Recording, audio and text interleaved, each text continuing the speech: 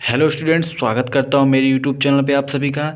जैसा कि आपको पता होगा कि मैं 100 क्वेश्चन की पीवाईक्यू सीरीज़ लेकर चल रहा हूं।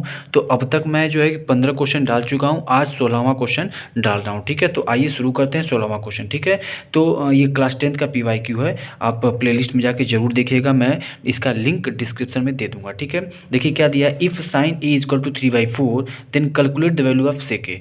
उससे पहले आपको एक चीज़ जानना होगा कि पाकिस्तान भूखा प्यासा पी अपॉन में HHB मतलब हिंदुस्तान हरा भरा।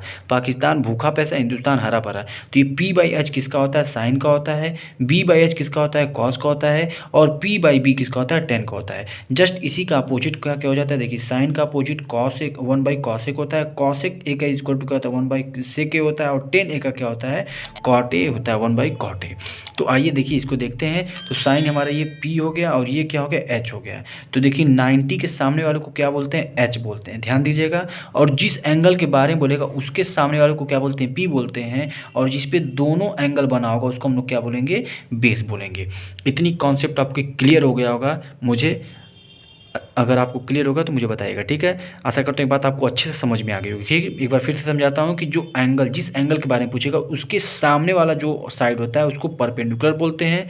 90 के सामने वाले को क्या बोलते हैं, हाइपोटेनस बोलते हैं। और जो बच गया उसको बेस बोलते हैं, या तो कह सकते हैं कि जिस पे 90 और एंगल दोनों बने उसको हम लोग बेस बोलते हैं। ठीक है, तो आ जाइए इसको ध्यान से समझते हैं। तो इसको आधार बोलते हैं, इसको कर्ण बोलते हैं, इसको लंब बोलते हैं। ठीक है, हिंदी में। तो हिंदी को भी बता दिया आपको। तो आइए शुरू करते हैं। देखिए तो यहाँ पे P/H है, तो यहाँ पे P अगर देखिए, अगर ये 3 होगा और ये कितना होगा, 4 होगा, तो ये B कितना होगा, तो निकालते हैं। तो इसका फार्मूला होता है हाइपोटेनस का स्क्वायर इक्वल टू P का स्क्वायर प्लस B का स्क्वायर। और हमको निकालना B है, तो ये क्या होगा, हाइपोटेनस का स्क्वायर माइनस P का स्क्वायर मतलब H square minus P square is equal to B, और ये अंडर रूट में हो जाएगा। H का स्क्वायर कितना होगा, 16। और P मतलब 3 का स्क्वायर कितना हो जाएगा, 9। और ये हो गया B।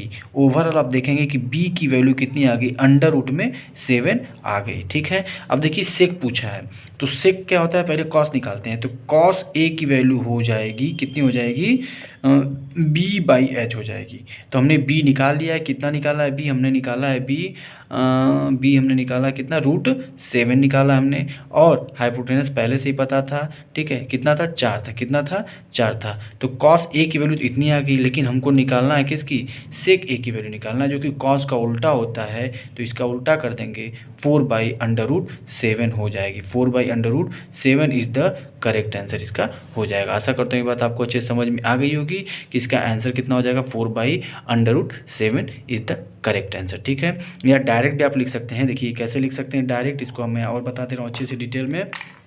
कि देखिए सेक ए की जो जो वैल्यू होती है वो कितनी होती है, H/B होती है। क्या होती है, H/B होती है। तो H हमारा कितना था, 4 था, और B हमने निकाला था √7। तो इस तरीके से भी हम आंसर इसका निकाल सकते हैं। बट आपको बस यही पता होना चाहिए क्या, परपेंडिकुलर क्या होता है, बेस क्या होता है, हाइपोटेनस होता है। ये निकाल के आपका जो भी पूछे, साइन का पूछे, कॉस का पूछे, टेन का पूछे, जिसका पूछे आप आसानी से निकाल सकते हैं। तो हालांकि इसमें सेक का पूछा था, हमने सेक का निकाल दिया।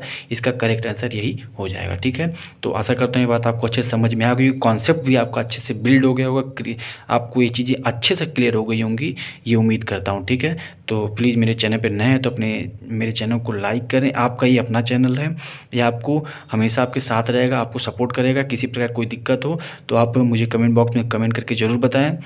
और thank you so much, share ज़रूर करें, subscribe, like, share, thank you.